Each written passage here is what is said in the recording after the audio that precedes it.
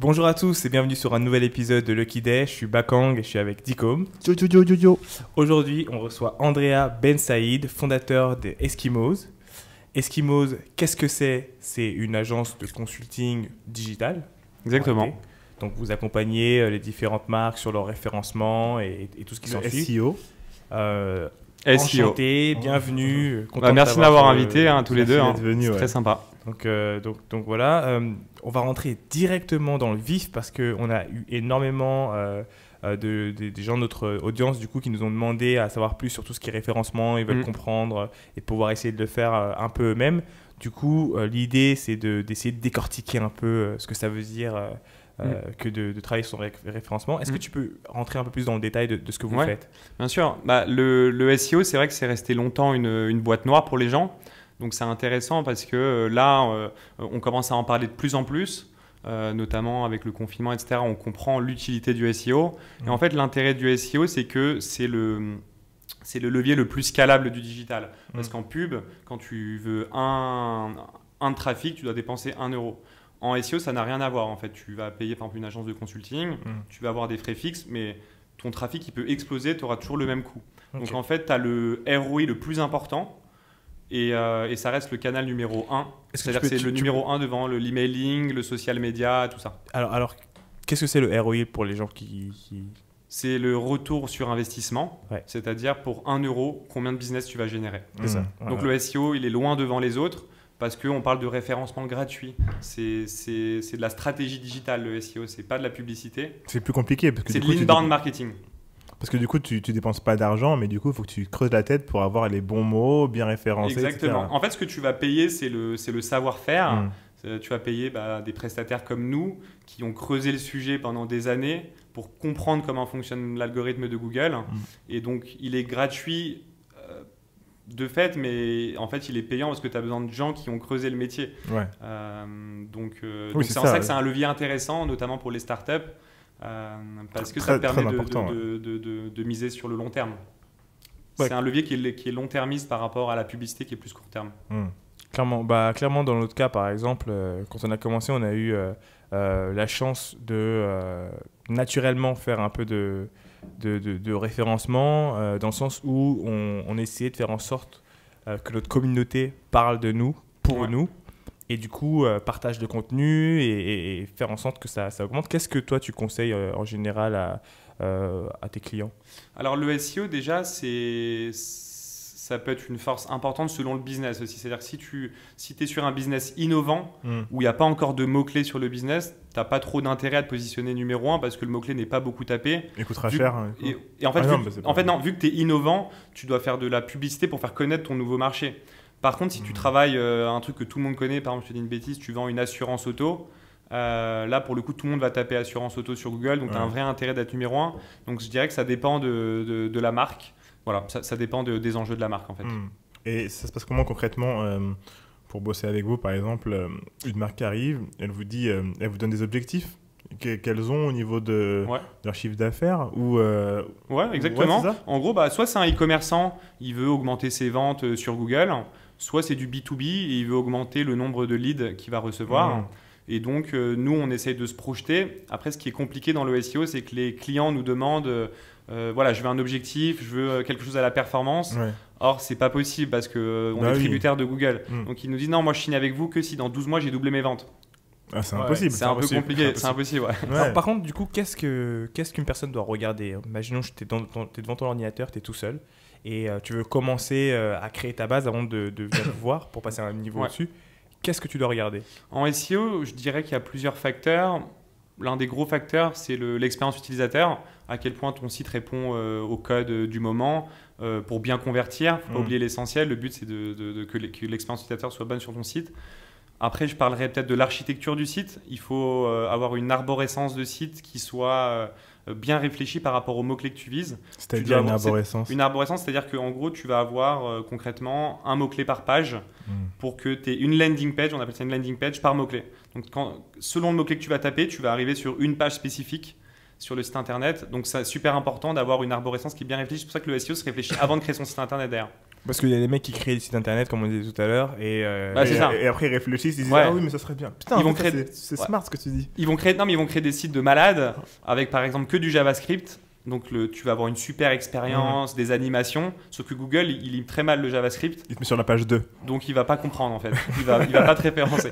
Donc tu vas avoir le plus beau site, mais il sera pas visible. Par exemple, justement, qu'est-ce que Google lit le mieux? Ce qui lit le mieux, c'est l'HTML, CSS. Voilà. C'est HTML, CSS. Après, dès que tu vas dans des technologies, justement JavaScript, tu vas avoir un problème parce qu'il le lit mal. Le JavaScript, c'est tous les systèmes d'animation. Donc, les sites où il y a beaucoup d'animation, en général, ça peut être dangereux. Même si aujourd'hui, le CSS, le CSS3, par exemple, te permet de faire du slider, ce genre de choses, par exemple. Et par exemple, Squarespace. Ouais. Qui fait pas mal d'animations. Eux, c'est codé en quoi leur truc? C'est CSS? C'est pas mal Squarespace. En fait, Squarespace, c'est un CMS, quoi. C'est comme WordPress ou PrestaShop. Donc ils sont. Donc voilà, c'est assez similaire. En fait, c'est un CMS, quoi. Donc c'est sûrement du PHP en back et après ils utilisent tous le HTML, CSS en front. Oui, mais ce qui est bien, c'est que du coup, tu as la main sur ton admin. Nous, ce qu'on recommande pour les sites vitrines, c'est de prendre WordPress. Parce que Google recommande WordPress. Donc, Google recommande WordPress? Ouais, Google recommande WordPress. Mais ils ont un partenariat? Ben non, mais vu qu'il y a beaucoup de sites sous WordPress, ils connaissent bien le code. Donc c'est plus facile pour eux que tout soit uniformisé. Donc je dirais que si tu lances un site vitrine, WordPress c'est bien. Et si tu lances aussi un site e-commerce, tu as la suite WooCommerce aussi de WordPress. Et qui fonctionne aussi très bien quand tu lances un site. Par contre, si tu commences à avoir des milliers de produits, là j'orienterai plus vers du PrestaShop et ensuite du Magento, vraiment pour les grosses boutiques. Et Shopify? Shopify aussi, c'est pas mal. Il y a un côté un peu bootstrap. Tu peux lancer un site en une journée, un peu comme les Wix. Mais ouais c'est pas mal aussi. C'est quoi pour toi, là je fais une petite digression, la plateforme, tu vois, la plus efficace? Moi, personnellement, j'ai kiffé Squarespace. Mon frère Bakang, il adore Wix parce qu'il dit que c'est simple. Est-ce que pour toi, il y en a un qui est meilleur que l'autre? Ou alors ils se valent? Je dirais qu'ils ont tous des avantages et des inconvénients. Ce que j'aime bien dans Squarespace, c'est en termes de design, c'est vachement fluide. Je trouve que l'expérience utilisateur, elle est bonne. Wix, je le conseillerais un peu moins parce que tu es limité techniquement, quand même, tu es plus limité techniquement. Et après, le must, c'est de faire son site sur mesure avec une agence qui va te mettre par exemple un back avec un framework type Symfony et un front en React, par exemple. C'est les deux technos un peu, je trouve, du moment. React, c'est... Voilà. React, c'est Facebook, donc t'es plutôt bien. Mais c'est des technologies, en fait, pour une startup, surtout si on considère le mode Lean Startup, etc. Tu fais ça dans ta 3e version, quoi. Je suis d'accord avec toi. Tu sais, quand tu lances ta startup, tu vas peut-être pas partir dans des trucs de malade. Super cher. Donc c'est pour ça que tout ce qui est WordPress, Shopify, Wix, Squarespace, c'est très bien pour lancer son business. Donc c'est vrai que tu disais tout à l'heure, qu'est-ce que je conseille à ceux qui lancent leur business? Effectivement, recommander le Lean Startup, c'est-à-dire tu lances ton site un peu à la main. Mais fais un bon SEO dès le début. Mais voilà, fais un bon SEO avec au moins une bonne architecture et les bons mots-clés que tu vises. Et concrètement, c'est quoi du coup? C'est qu'est-ce que vous faites avec votre boîte? C'est quoi? Vous créez un blog, vous tapez des pages, tu sais, un peu en mode transparent, vous mettez plein de mots dessus. Enfin, qu'est-ce que vous faites pour faire remonter? En fait, nous, le SEO, il y a 3 piliers. Il y a la technique, le contenu et la popularité. C'est les 3 piliers du SEO. Donc la technique, c'est avoir un beau site dont on est fier, super UX, avec des bons temps de chargement, parce que voilà, si tu as trop de temps de chargement, tu peux perdre beaucoup de ventes. Avec un code propre, effectivement, donc tu vas limiter par exemple le JavaScript. En fait, avoir un très bon site qui répond aux critères du UX, etc. Ensuite, tu as le contenu. Donc le contenu, ça va être effectivement l'arborescence, avoir une page par mot-clé avec un contenu vraiment optimisé à la fois pour les utilisateurs mais aussi pour Google, c'est-à-dire en remettant bien le mot-clé plusieurs fois, des co-occurrences, bien optimiser ton balisage. Voilà, c'est technique quand même, il y a quand même une petite technicité à avoir, quoi. Il y a une petite technicité à avoir, il y a des outils qui vont de plus en plus loin. Tu as des outils aujourd'hui, par exemple, de machine learning qui vont taper un mot-clé, qui vont aller scraper sur ce mot-clé les 10 premiers résultats de Google, qui vont te ressortir ce que Google aime, c'est-à-dire combien il y a de mots-clés sur chaque page. Et après, tu reprends ça tu reprends toute la data. Et en fait, tu vas regarder un petit peu le nombre de mots par page, le temps de chargement. Tu vas prendre tous les KPIs et tu vas les mettre sur le site de ton client pour passer numéro 1. Donc tu peux aller toujours plus loin. Donc c'est sûr que avoir un site qui plaît juste aux utilisateurs, aujourd'hui, ça ne fonctionne pas. Il faut aussi que tu l'optimises pour les robots de Google. Donc ça, c'est la partie contenu. Et la partie popularité, si tu as le plus beau site du monde avec un super contenu, mais dont personne ne parle, tu remonteras jamais. Donc tu as besoin de récupérer ce qu'on appelle des backlinks. Donc il faut faire du netlinking et il faut qu'il y ait plein de médias qui parlent de toi dans ton environnement. C'est quoi netlinking et backlinks?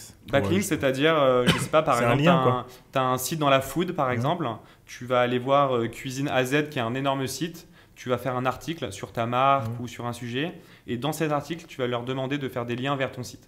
Et plus tu récupères des liens de sites trustés dans ta thématique, plus tu es connu pour Google, tu lui envoies des signaux positifs.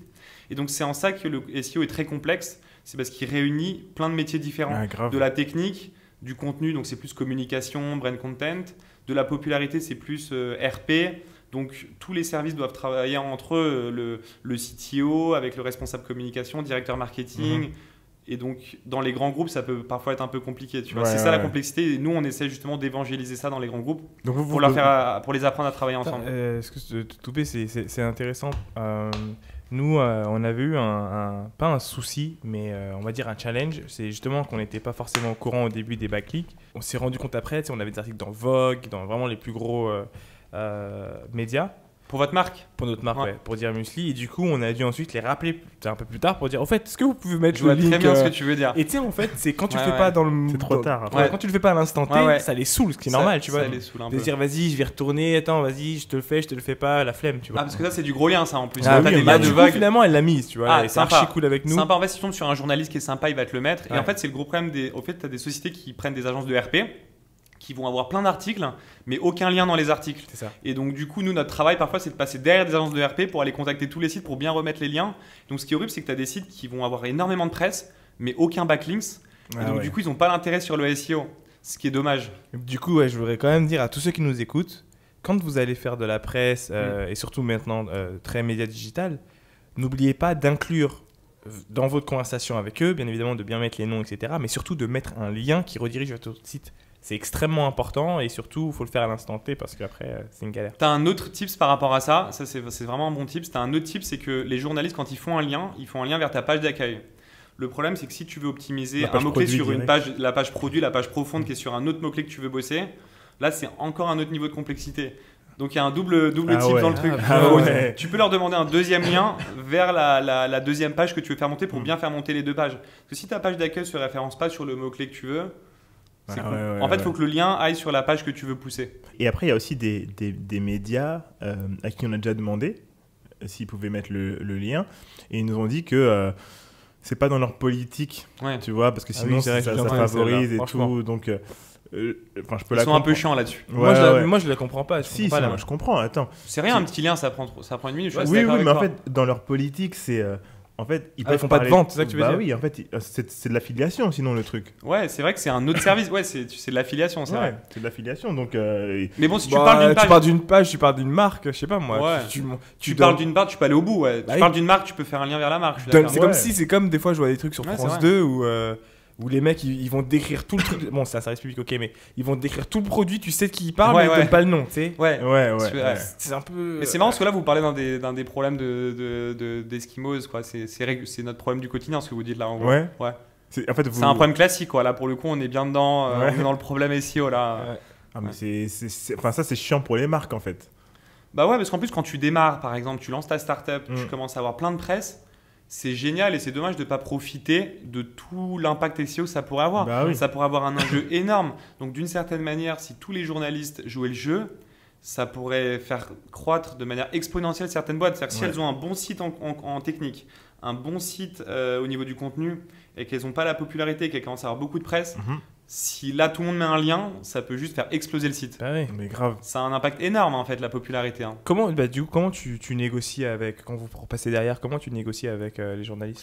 Il y a des petits tips. Moi, le premier tips que je pourrais donner, c'est. Vous connaissez tous là maintenant en plus, vous les connaissez bien maintenant, les journalistes, je crois. Ouais, du coup, on les connaît. Nous, on fait du RP digital, c'est-à-dire on fait des stratégies de RP, mais pas classiques, pas dans les médias offline. Donc, on fait des stratégies de presse, mais uniquement sur des médias digitaux pour justement avoir des backlinks. C'est du RP. Digital. Il y a toujours un côté un peu touchy d'avoir un lien ou pas, mais c'est vrai que pour les startups, ça serait énorme, tu vois, si elles pouvaient récupérer des liens à chaque fois. comme c'est une partie de votre métier, tu vois, de parler avec les journalistes, est-ce que les marques, quand elles viennent vous voir, est-ce que vous les accompagnez au moment où ils vont avoir l'article, donc au moment où ils font... C'est ça. En fait, il faut aller plus en amont. Il faut que je me fasse de la pub là, du coup, j'ai plus le choix. Oui, vas-y. J'ai plus le choix. En gros, avant de prendre une boîte de RP classique, il faut mieux prendre une boîte comme Eskimos qui fait du RP digital, qui va avoir les mêmes articles, mais qui aura des liens, on aura négocié en amont les liens directement. C'est ça. Donc tu as un double gain. Donc pour le même prix, tu as un double gain, alors dans les autres cas, tu vas avoir juste des articles. Le play, pour moi, il est aussi à ce niveau-là. C'est si tu as un article super bien, on parle de toi. Bien sûr, il y aura du trafic qui ira vers ton site parce que les gens sont pas cons, ils peuvent taper. Mais si tu as le backlink qui envoie vers ta page directement, c'est accepté par le média, genre Vogue, parce que Vogue aussi, ils font de l'affiliation payant. Donc, s'ils acceptent ça et que vous avez négocié, le mec qui arrive à voir l'article qui vous a dit avant, etc., donc vous lui envoyez, je sais pas, vous travaillez avec eux aussi les communiqués de presse ou pas ? Ouais, on travaille avec mots-clés et tout. Voilà, mais moins les communiqués de presse. Nous, ce qui compte, c'est une fois qu'il y a l'article. Donc, l'histoire, on peut les aider. On les accompagne aussi sur leur stratégie. Quel est le meilleur angle ? Par exemple, on accompagne des boîtes aussi sur des études. On fait des études, par exemple, faites par des instituts de sondage type LeafUp. Et du coup, tu as beaucoup de chances d'être relayé. Et en fait, ce que je voulais dire, c'est le petit tip, c'est les droits d'auteur parfois.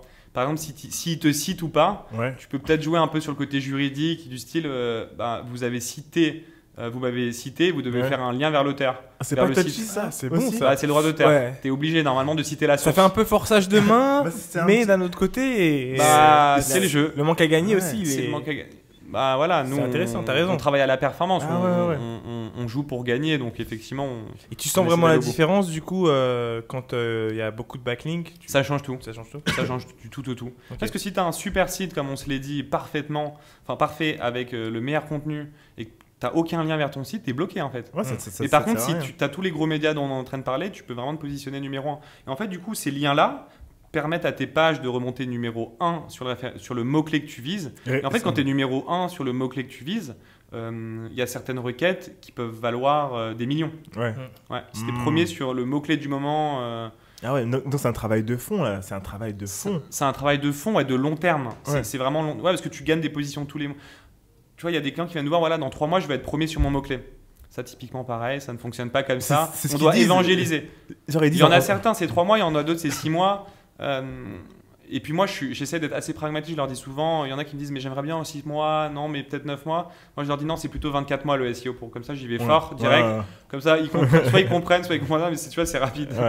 Mais si tu n'as pas compris que ça prenait du temps, le SEO, ça vaut pas le coup de travailler avec des prestataires parce que moi, je préfère ça. Ils vont pas être contents en fait. Au bout de 3 mois, ils vont nous dire ça va pas. Ils vont avoir l'impression de s'être fait un peu berner parfois, de payer pour rien. Parce que si tu passes de la 3e page à la 2e page, tu n'as toujours pas de visite sur ton site. Pourtant, tu as progressé du point de vue SEO. C'est là où c'est complexe. Oui, il n'y a que la première page qui compte. Il n'y a que la première page qui compte. Tu as ce travail d'éducation par rapport à ce métier-là. Et donc, tu prends ce temps de leur dire, voilà, en général, nous, pour ta requête, qui est une requête qui est très spécifique, ça va prendre 12 mois à 24 mois. Du coup, eux, ils vous payent au mois ou au résultat. Enfin, c'est au mois, j'imagine. Alors justement, c'est au mois, justement, parce que nous, on ne peut pas travailler au résultat parce qu'on est tributaire de Google. Bien sûr. Tout notre travail est de faire du test and learn et de décrypter l'algorithme de Google. Nous, en fait, on se base sur ce qu'on a compris de Google. Comme ça fait longtemps, on a bien compris comment ça fonctionnait, mais on ne peut jamais être sûr de rien. On ne peut jamais savoir, par exemple, si au bout de 3 mois, tu seras 3e ou 6e. Ce dont on peut être sûr, c'est que ça va bien progresser. Après, il y a plein de choses qui vont rentrer en compte. Est-ce que tu es sur un marché ultra concurrentiel ? Par exemple, si tu veux un logiciel comptable et que vous êtes que 2 en France à vendre des logiciels comptables, tu as de fortes chances de pouvoir arriver. Par contre, si vous êtes 2000 et vous travaillez tous le SEO à fond, ça peut être compliqué. Donc, mais effectivement, l'enjeu du SEO, c'est d'être numéro 1 sur ton mot-clé qui va te rapporter du business. Et si tu es 4e, déjà, c'est compliqué parce que la guerre, elle se fait sur les premiers. J'ai une autre question par rapport à ça. Je pense que c'était la bonne personne pour pouvoir me répondre. C'est combien de temps tu peux rester premier en fait ? Parce qu'en fait, tu fais le job pour eux. Ils sont premiers. Et après, pour moi, si je dois analyser un peu le business, pour moi, c'est comme quand on fait un site pour un mec. Tu fais le site et après, il y a de la maintenance. Mais exactement, ouais. Ce que vous faites aussi ? C'est exactement ça. Parce qu'en fait, je suis trop fort. Parce que si par exemple, tu es premier et que tu te dis je vais limiter mes coûts, ça nous est déjà arrivé. d'être premier sur un énorme mot-clé, la personne se dit bah, maintenant que je suis premier, est-ce que le fait d'arrêter avec Eskimo, ça va me faire descendre? Donc ils disent bah oui, pourquoi ça redescendrait? Il n'y a pas de raison maintenant que je suis premier. Si, Et en fait, ils arrêtent. C'est pas immédiat, mais ce qui se passe, c'est que la concurrence, elle continue de travailler. Et en fait, au bout de 3 mois, 6 mois par exemple, tu passes deuxième, voire troisième. Et là, du coup, ils nous rappellent en disant mince, il faut qu'on recommence. Et voilà. Et donc, en fait, la première position n'est pas éternelle. Tu dois la consolider. C'est comme de la maintenance. Tu dois consolider tes positions. Ouais, c'est ça. Parce qu'en plus, la première position, elle vaut vraiment cher. Pour le coup, c'est exponentiel. Tu m'étonnes. C'est la première position sur ton mot-clé. Tu as des gens qui font tout leur business sur un mot-clé. Bah oui. Toi, tu fais pas du tout de paid. Nous, on fait pas de paid, non. Ouais. Non, on fait que du SEO, de l'organique et on fait tout ce qui est content marketing, brand content. Est-ce que vous touchez un peu tout ce qui est mailing? Emailing? Ouais. Non. Nous, en fait, on est très spécialisé. On est la seule agence de conseil qui fait que du SEO et qui fera toujours que du SEO. Donc, on a plein de concurrents qui font par exemple SEO, design, emailing, social media et elles s'éparpillent. Ouais. Le SEO, c'est trop complexe. Ouais. C'est un truc que tu dois creuser tous les jours pour bien le comprendre. Si tu t'en éloignes un petit peu, ça devient vite compliqué. Donc, nous, on fait que du SEO en fait. C'est notre particularité sur le marché. En fait, avant, le marché n'était pas assez mature. Les grands groupes donnaient leur budget à d'autres grands groupes pour gérer leur stratégie à 360. Donc, il y avait du SEO, de l'emailing, du design, etc. Et après, ce grand groupe redonnait un petit peu à des spécialistes. Et là, ça a changé maintenant parce qu'il y a qu'on appelle ça des head of digital, des responsables marketing qui sont super bons. Et eux, ils vont vraiment aller sniper les meilleurs dans chaque domaine. Ouais. Et donc, le marché a une tendance de l'hyper-spécialisation. Et c'est pour ça qu'Eskimos arrive à se faire une bonne place. Parce que même les grands groupes aujourd'hui, elles ne veulent plus travailler avec même les grands groupes de pub. On connaît tous, on connaît tous les gros noms. Et qui chargent comme des. Et qui chargent pas mal en plus. Ouais. Et ils sont pas mal et qui font aussi beaucoup de conseils et pas trop de production. Aujourd'hui, elles cherchent des agences qui sont expertes, qui délivrent et qui concrètent. Ouais, il y a du concret, quoi. Bien sûr. C'est des modèles que vous avez trouvés depuis le début. Quand tu as créé Eskimos, c'était vraiment ce que vous vouliez faire. C'était il y a combien de temps? Ouais, ça fait longtemps, ça fait 10 ans. Ça fait 10 ans. Et en 10 ans, on a vu une évolution parce que je pense qu'il y avait moins de recherche par rapport au SEO. Et depuis, t'étais quand même un petit peu avant-gardiste, non? Ouais, j'étais un peu avant la vague. C'est vrai que là, les gens commencent vraiment à comprendre l'importance du content et du SEO, de l'inbound marketing. Oui, alors qu'avant, c'est assez récent. Ouais, c'est récent. Et c'est vrai que c'était un bon mot, je pense, de s'hyper spécialiser dès le début, à une époque où c'était pas hyper spécialisé, parce que finalement, ça s'est... Comment dire, ça s'est validé avec le temps. Quoi. Ouais. Et là, le marché montre qu'on cherche des spécialistes dans chaque domaine. Ouais, c'est ça. C'était compliqué au début ou pas? Au début... Pour trouver des clients, est-ce que les clients étaient là à dire oui, je pense que j'en ai besoin, ou c'était que les gros groupes moi, le truc, c'est que j'ai commencé en freelance. Donc, j'étais sur des plateformes qui s'appelaient par exemple coder.com, qui étaient les anciens Malte. Donc, donc c'était des petits forfaits. Je me suis fait... En fait, là où Eskimos a vraiment bien démarré, c'est quand j'ai commencé à travailler le SEO d'Eskimos. Et en fait, je voulais montrer au marché de quoi on était capable avant de proposer notre service. Donc du coup, je me suis positionné premier sur tous les mots-clés. Donc si tu tapes référencement naturel, agence de référencement, on est premier partout. Et en fait, on est les cordonniers bien chaussés. C'est-à-dire que si tu tapes agence de référencement, on est les premiers. C'est malin, on est les cordonniers bien chaussés. Exactement, ça marche bien, ouais. C'est pas mal ça. Et c'est là que ça a explosé en fait, parce que en fait, il n'y a rien de mieux que d'être premier quand tu fais du SEO, parce qu'une boîte qui cherche une agence de référencement, psychologiquement, elle veut te tester un peu. Tu vois, elle va taper agence de référencement pour te tester un peu, pour voir ce que tu as dans le ventre. Si elle voit que tu es premier, elle se dit OK, elle va en taper un deuxième. Donc après avoir tapé agence de référencement, elle va en prendre un peu plus solide, genre référencement.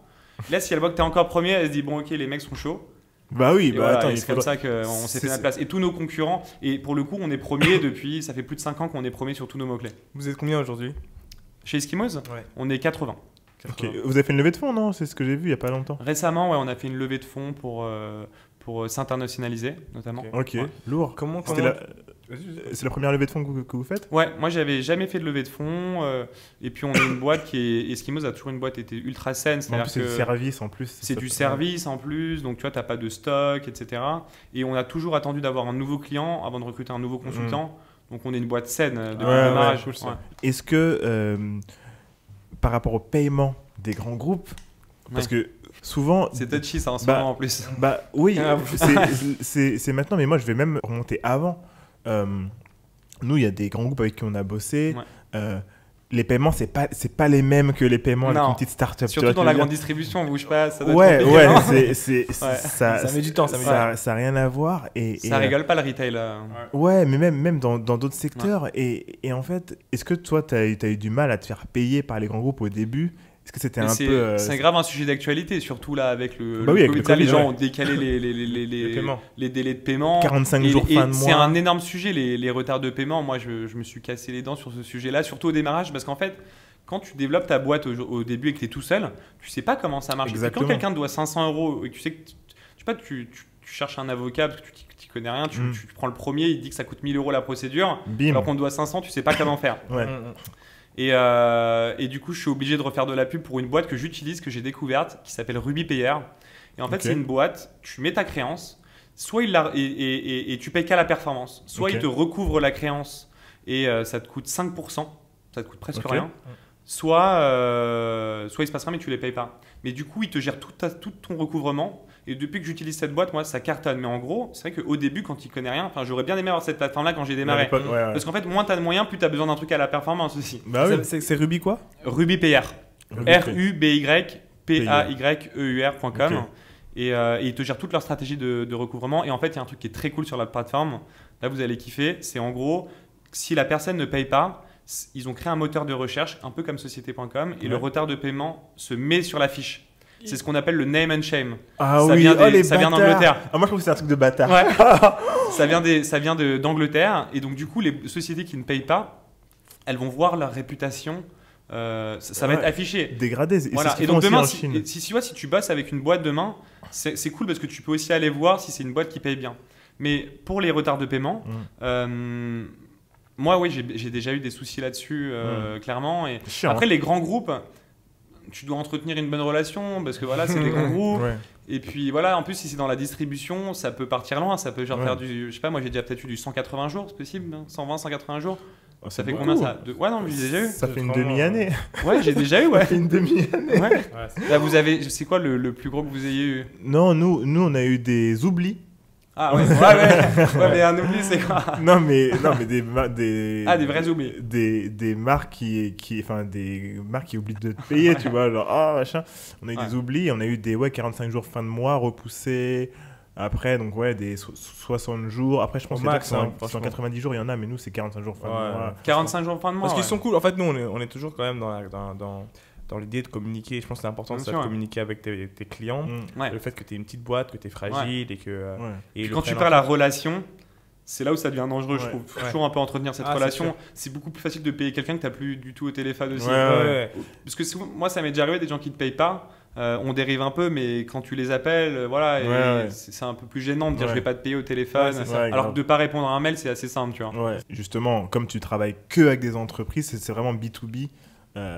Ça va. En fait, non, moi j'ai pas trop eu de problème de paiement dans le sens où on s'occupe quand même du SEO, qui est le premier canal d'acquisition.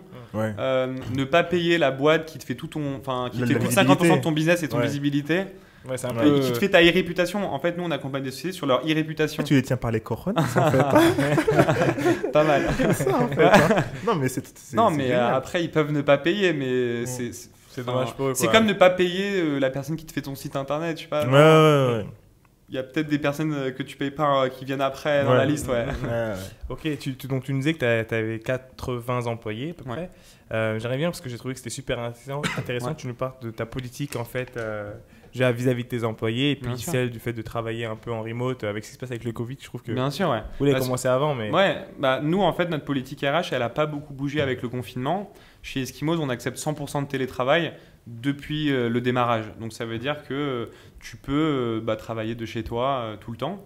Et en fait, ce qui est intéressant, nous, c'est qu'on est une boîte de conseil. Donc, la force d'Eskimos repose sur les équipes d'Eskimos. Donc, le RH, c'est ce qu'il y a de plus important chez nous, peut-être encore plus que dans d'autres marchés.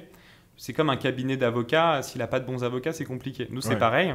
Et donc, on a une politique RH qui s'adapte au nouveau code du marché et aussi des jeunes. Donc, du coup, on accepte 100% de télétravail partout dans le monde. Donc, on a des personnes qui sont, par exemple, moi, j'ai quelqu'un qui est en Écosse depuis 2 ans, qui travaille pour nous. on leur fait tout leur setup chez eux avec vraiment les 2 ordi. On veut qu'ils aient une salle à disposition, chaise, on met la totale pour qu'il y ait un vrai setup. Mais vous fournissez les ordi ou... Oui, on fournit tout le matériel. C'est comme des digital nomades, sauf qu'ils doivent rester chez eux. Ouais, c'est des digital nomades à 100% télétravail pour Eskimos. Ouais. On a même des gens en fait, qui nous rejoignent et qu'on arrive à recruter. Et on leur permet de pouvoir réaliser leur projet de vie.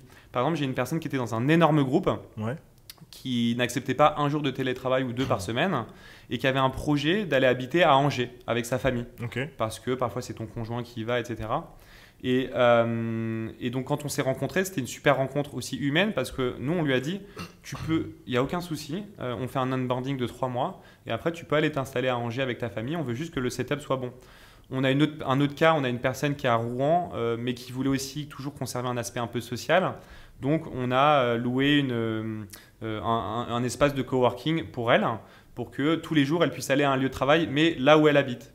Et le dernier truc qu'on va mettre en place, là, c'est comme on a ouvert une agence à Lyon et qu'on ouvre des agences à Bruxelles, Madrid et Londres, en fait, on va permettre aux employés de pouvoir bouger un petit peu partout pour travailler d'où ils veulent. C'est-à-dire qu'ils peuvent aller travailler de Lyon, ils peuvent aussi être en télétravail, par exemple, à Rouen ou à Angers, mais ils peuvent aussi aller travailler un mois, par exemple, à Londres ou à Madrid.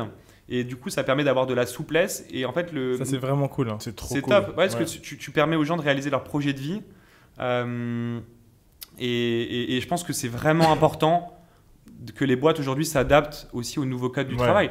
Et moi, en fait, je trouve ça c'est une énorme opportunité pour Eskimos. Moi, j'en suis très content parce que du coup, je peux recruter aussi les meilleurs parce qu'il y a de très bons talents qui veulent aller travailler, par exemple, je sais pas, à Lyon, en Provence. Ils ont envie d'aller s'installer en province, ou alors ils veulent aller travailler pendant 3 mois à Strasbourg. Mais ils peuvent en fait. C'est libre, t'as de la liberté, ouais. Donc ça c'est la marque employeur, ça. Ça c'est la marque employeur. Ça c'est la marque employeur. C'est très très cool. Là c'est super important pour nous. Et en fait, comme je vous le disais, nous, le RH c'est le plus important.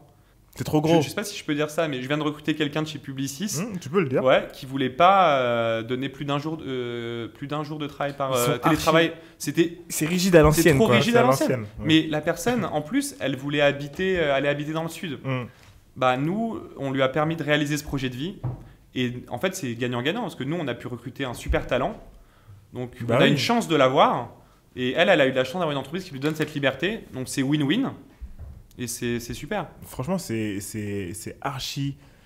En fait, c'est marque employeur à fond parce qu'aujourd'hui, à l'heure du coronavirus, télétravail, on a vu que Zoom avait explosé, on a vu tous les trucs, même digital nomade, ça c'est un truc qu'on entend depuis 2-3 ans.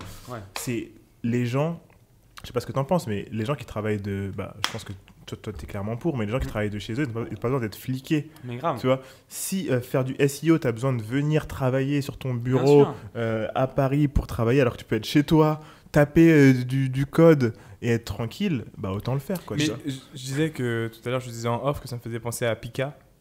Pierre Carole. Qui travaille chez Jim Urban Sport. Urban Sport, ok. Et qui, je disais, donc il travaille chez Urban Sport et en fait c'est cool parce qu'il peut travailler une semaine à Berlin, enfin il peut être une semaine en Angleterre et juste pour lui, on a pu voir que culturellement ça lui faisait beaucoup de bien, créativement parlant c'était génial pour lui. Parce qu'il y a le contact de gens tellement différents. Mais c'est ça. Mais en fait, ce qui se passe, c'est que l'épanouissement, il passe beaucoup par la liberté aujourd'hui. En fait, je pense que les entreprises, elles ont tort aujourd'hui de vouloir mettre des gens dans des... tu vois comment on appelle ça, dans des prisons, dans des box, je sais pas, En fait, le plus gros moyen de perdre quelqu'un, c'est de mettre quelqu'un dans une box, je pense. Et donc, il y a une problématique RH. Après, nous, on fait pas ça que pour la marque employeur. On l'a fait parce que tout simplement, ça fonctionne bien. Donc, en fait, si ça fonctionnait pas, on arrêterait de le faire. Tu vois, on est une entreprise qui veut gagner de l'argent. Voilà, on le fait pas. En fait, on le fait parce qu'on peut recruter les meilleurs et on peut délivrer le meilleur service à nos clients. Donc, on a tout ça gagné. Et en fait, ce qui m'étonne aussi, c'est qu'avec le confinement, c'est bizarre que les entreprises, elles aient pas déjà évolué, non? Parce que ça commence. Non, mais normalement, ça devrait te mettre un petit pouce. Oui, c'est clair. Et nous, on a beaucoup recruté pendant le confinement. Il y a des gens justement ça leur a fait un déclic, qu'on switchait. En fait, ils ont switché. C'était plus possible. Là, il leur fallait du télétravail. Et nous, on les a recrutés à ce moment-là. Et je pense que c'est le choix que tout le monde fait, qui est celui de se dire style de vie contre salaire, tu vois. Des fois, tu fais exactement la même chose, mais le style de vie, ton choix. est super important, tu vois. Ouais, c'est un camembert. Tu as ton salaire, tu as l'atmosphère dans la boîte. C'est ça. Est-ce qu'on peut te donner un peu de télétravail? Parce que c'est vrai que depuis tout à l'heure, on parle de 100% de télétravail, mais même avoir genre 1 ou 2 jours par semaine ou 3 jours, c'est bien aussi. Ouais. Mais oui, il y a c'est devenu basique. Il faut de la liberté, jour, en fait. Ouais. En fait, pour moi, la plus grande liberté, c'est même de dire. Tu fais ce que tu veux, c'est-à-dire que cette semaine tu veux venir une journée, tu viens une journée. C'est ça. Tu veux aller bosser un mois à Madrid, tu vas bosser un mois à Madrid. Si le tu job veux bosser est fait, 2 jours à Lyon. En fait, c'est modulable. en fait, c'est qu'il n'y ait pas de contrôle en fait. Tu vas où tu veux. Par contre, tu dois délivrer tes objectifs. C'est ça. On est dans une entreprise, il y a des objectifs. On doit garder ce contrôle de. Moi j'ai 2 questions du coup pour toi j'adore notre conversation parce que je pense que même pour notre audience qui commence à lancer des boîtes ou qui veut lancer des boîtes, réfléchir à cette idée de se dire finalement tu peux travailler en remote avec ton équipe, etc. Tu peux le faire très tôt et ça coûte beaucoup moins cher aussi en termes de frais fixes, charges fixes. Mais ma question c'est comment est-ce que tu fidélises un freelance comme ça? Enfin, du coup, c'est pas des freelances, ils sont en CDI. Non, ils sont en CDI. Mais ils les appellent consultants parce que ça fait stylé. Consultant. C'est vrai que c'est pas mal.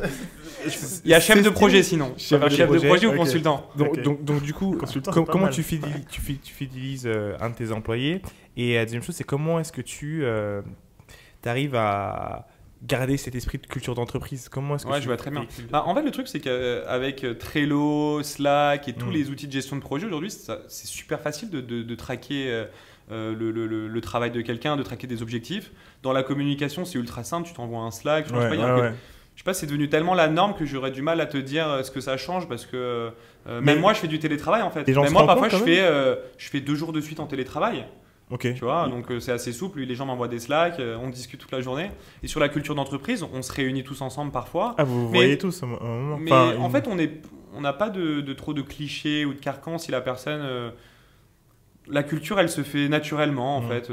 Si tu veux revenir une journée dans les bureaux, tu reviens et je sais pas, ça se fait un peu comme ça. En fait, on n'a pas de code. Ok. Vous avez. Il n'y a pas d'événements marquants. Vous n'avez pas de. Ça se fait naturellement, ça aussi en fait. Mais il y a un flow genre sur Slack, on a tu vois un truc hashtag bar et tout le monde dit voilà, qui vient boire un verre. Mais si tu veux aller boire un verre, tu y vas. Si tu veux pas, mais tu vas qui organise, tu vois, parce que il y a des trucs d'équipe qui sont considérés comme très importants, du genre oui, alors là ça va être on se voit tous le vendredi soir. Ouais, je vois très bien. Tu vois, il y a un peu alors bizarrement, je sais pas si c'est bien de dire ça ou pas, mais nous on n'est pas du tout comme ça. Ok. C'est-à-dire qu'on laisse aller le flow un petit peu. nous non plus. Hein. Là, c'était notre grand problème. Non, mais c'est vrai, parce que je vois beaucoup d'interviews en ce moment, même dans les podcasts. Le lundi, il faut faire une réunion. Le mercredi à 15h30, il faut en faire une deuxième sur ce thème-là. Le vendredi, en fait, à la fin, pour moi, là, il y a trop de trucs. Là, c'est trop chargé, c'est trop strict. Moi, ce que j'aime, c'est des choses qui se font, des événements qui sont naturellement. Tiens, il y a un Slack, on s'organise un foot mardi soir, qui veut venir. Les 10 premiers qui répondent, c'est bon. Ils viennent dans le 5, en fait, c'est un 5. Ouais, par exemple, et les 10 premiers qui répondent, si t'es 11e, bah tant pis, t'es pas dedans. Mais on n'a pas dit le mardi, c'est du foot. Après, tu vois, par exemple, on a mis Gym Libre en place. Donc, il y en a un qui veut se faire une session de muscu à midi dans la salle à côté. Ils s'invitent entre eux. C'est un espèce de flow. Ouais. Même pour aller boire des verres. Et en fait, ce flow, il est meilleur que le fait de l'avoir prévu. Je vais juste challenger ça 2 secondes. Vous êtes 80. Ouais. Ils sont pas tous sur place.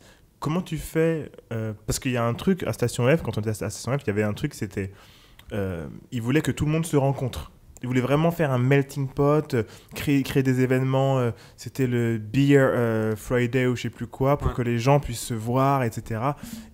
Faire des contacts, il y a pas mal de gens qui sont à la recherche de ce genre de trucs, parce qu'à 80 employés, ils sont pas tous là, mais 80 employés, quel est le pourcentage de chances que deux employés se rencontrent? Tu vois ce que je veux dire? Je vois très bien. Ouais. Le fait que tout le monde soit là en même temps. Ouais. Non, je te dis une bêtise, mais le fait que tu puisses aller passer une semaine à Lyon pour bosser de Lyon, bah tu vas fitter avec tu vas aller travailler à côté de tous les gens de Lyon. Donc là, tu vas grave les rencontrer. Tu vas rencontrer toute la team de Lyon.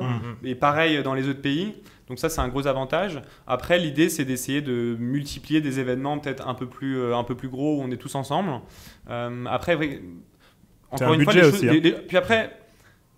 Moi, je veux pas aussi que ça soit contre nature. Je trouve que les relations se font naturellement.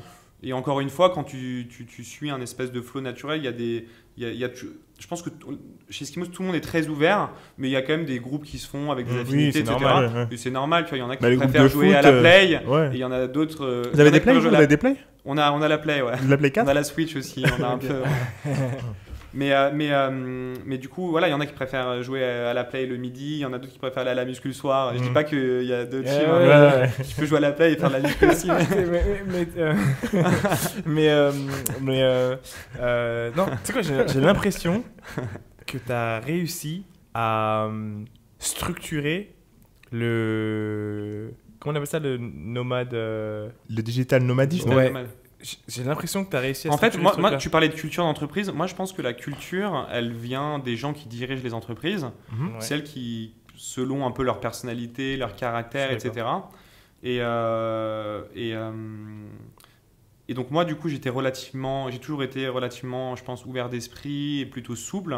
Et aussi, je suis partisan de penser que c'est en donnant de la liberté aux gens que puis il peut y avoir un épanouissement et pas l'inverse. Donc c'est sûrement pour ça qu'on a une culture comme ça. Mais quand les choses se font naturellement, ça fonctionne. T'as pas besoin de les marquer dans des agendas finalement, je pense. Ouais. Donc parce que des fois, t'as des. Mais en fait, ce qui est bien, c'est que vous faites des choses, tu vois, parce que en fait tu peux vite tomber dans le finalement on fait rien et tes employés sont demandeurs et on fait rien. Je suis d'accord avec toi. En fait c'est dangereux, en fait, s'il n'y a pas une émulsion, si par exemple tu recrutes pas les bonnes personnes et qu'elles ne se retrouvent pas dans ce modèle-là, ça peut être très dangereux. Ouais, tu peux avoir l'effet inverse. C'est vrai que nous, les gens innovent, créent des choses, et il y a du mouvement. Là, par exemple, dans tout ce modèle dont je suis en train de vous parler, on lance quand même plusieurs pays, on vient de lancer une école, et les gens innovent. Et en fait nous, on a un truc chez Eskimo, c'est qu'on demande aux gens de prendre un sujet en interne.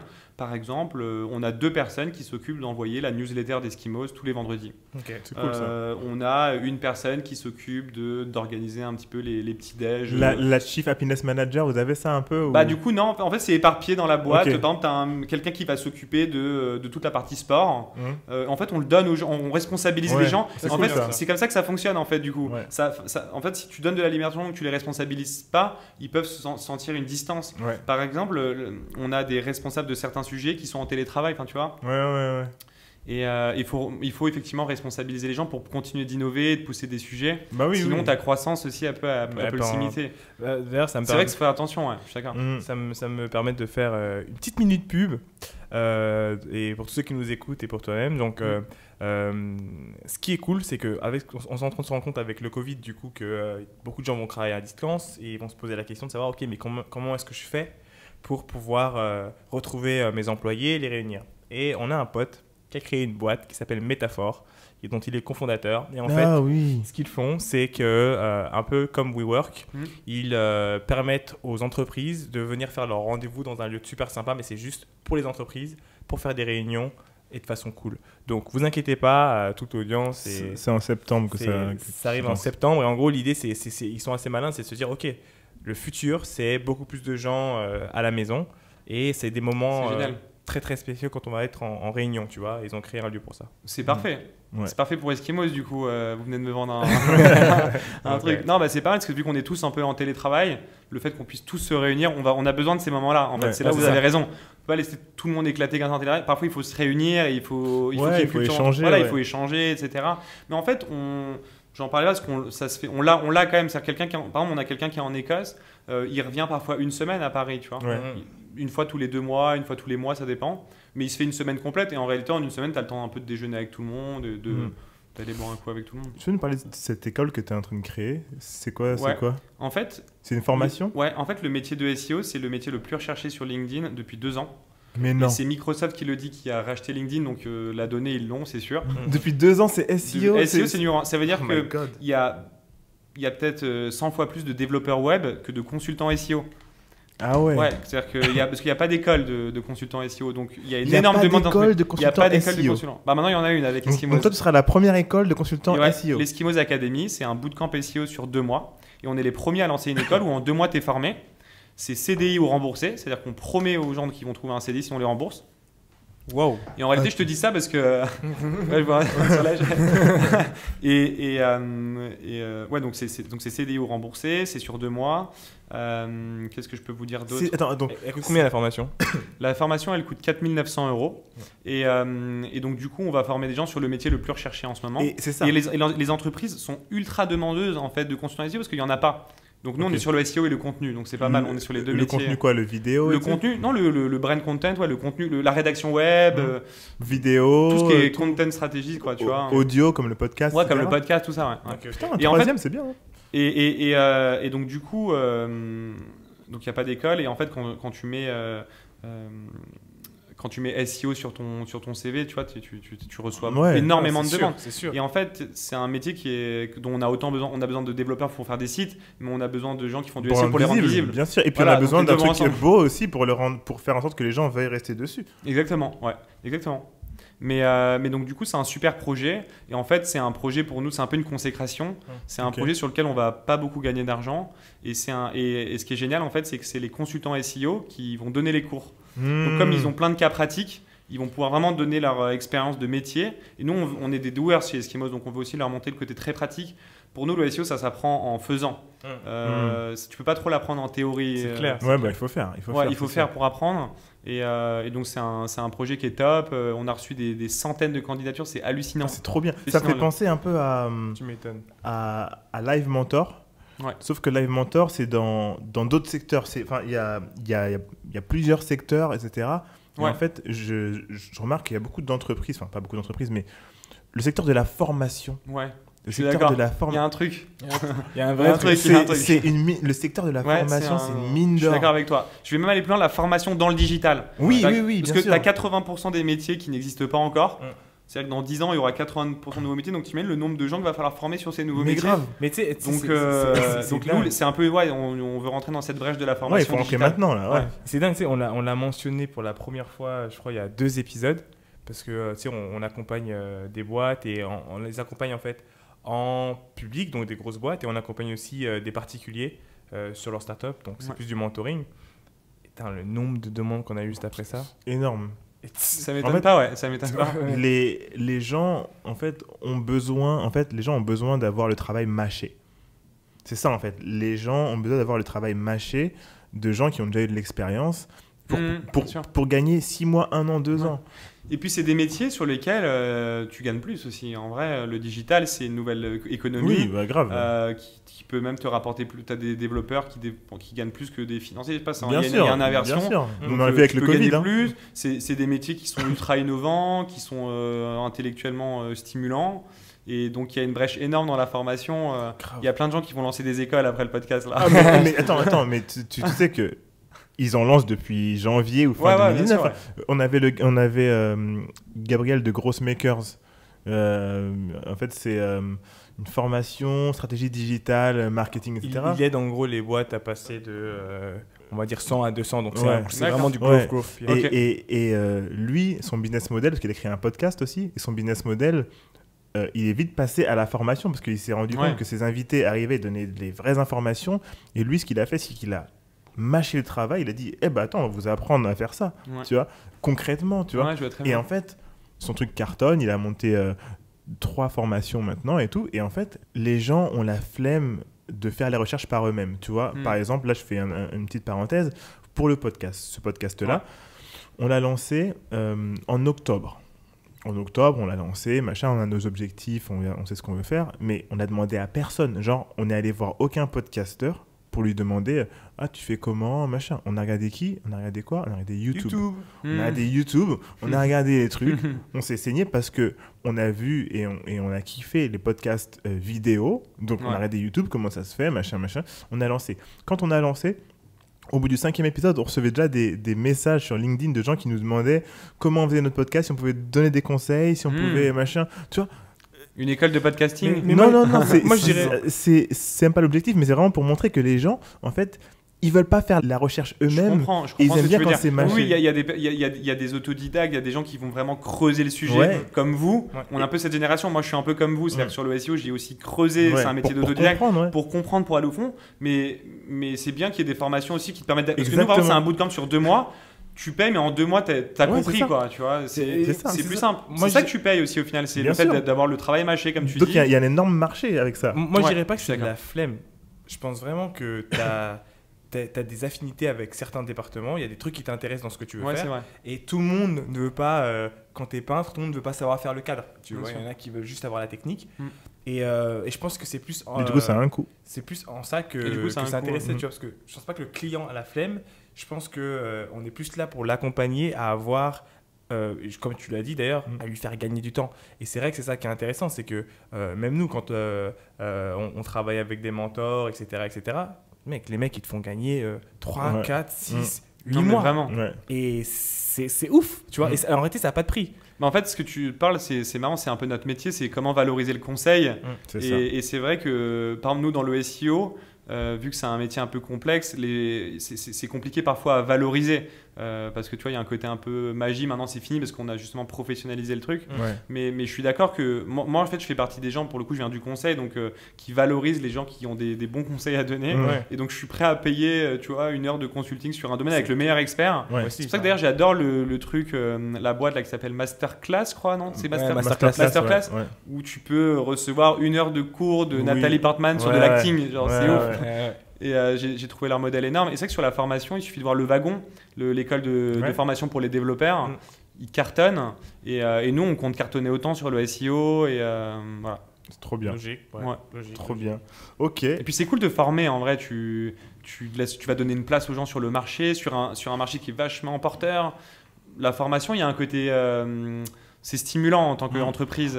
Tu sais que tu comprends bien quand tu arrives à l'expliquer. Hein. C'est comme à l'école. Quand tu vas apprendre une leçon, explique-la à ton pote et tu vas voir. Et nous, ce qui est énorme, c'est que c'est les consultants SEO d'Eskimos qui vont former. Alors, on a aussi des intervenants externes de plein de grosses boîtes. Et les consultants SEO d'Eskimos, ils l'ont vraiment fait par passion. Ils ont pris cette charge de travail en plus de ce qu'ils avaient déjà. Et donc, du coup, ça a soudé les équipes. Et en fait, ça fait plaisir à tout le monde de pouvoir transmettre ce savoir-faire. Et comme je vous l'ai dit, on ne va pas beaucoup gagner d'argent sur cette formation malgré tout. Parce qu'on ne veut pas faire non plus une classe de 100 personnes, etc.